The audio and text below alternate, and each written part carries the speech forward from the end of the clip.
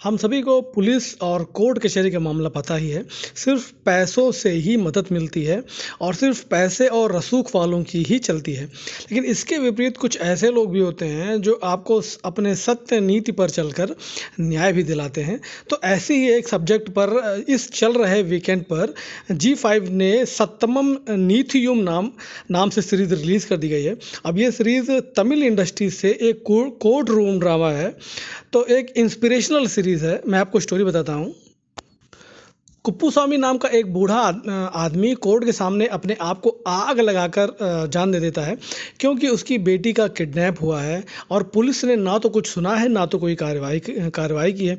तो कुप्पूस्वामी के आगे पीछे कोई नहीं है। इसी वजह से वो और उसका केस दोनों लावारिस हैं।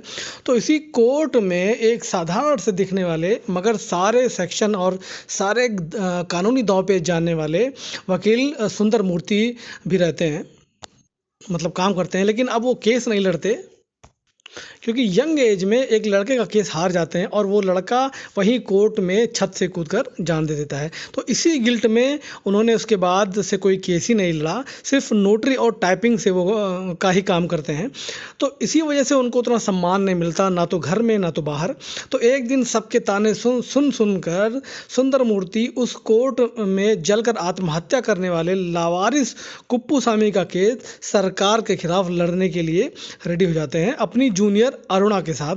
तो सुंदर मूर्ति और अरुणा को छानबीन में पता लगता है कि कुप्पूस्वामी 20 साल से एक पागल खाने में अपना इलाज करा रहे थे और अभी हाल ही में बाहर आए हैं।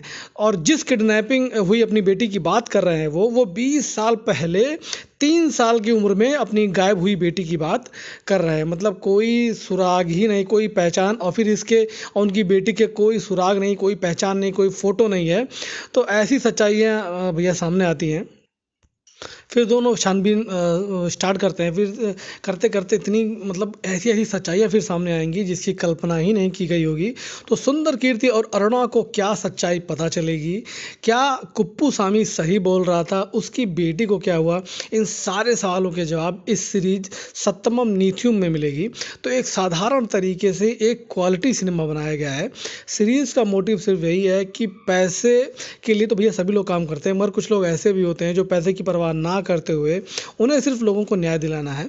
तो ऐसे लोगों की वजह से ही हमारे समाज में सच्चाइयाँ जिंदा है। तो सीरीज़ में यही दिखाया गया है। तो ये 7 एपिसोड वाली ये सीरीज़ आपका सिर्फ 2 घंटे 15 मिनट लेगी, मतलब 2.25 घंटे में सीरीज़ खत्म हो जाएगी। तो जी5 पर सीरीज़ को हिंदी में रिलीज़ किया गया है। सीरीज़ ज़रूर देखनी चाहिए।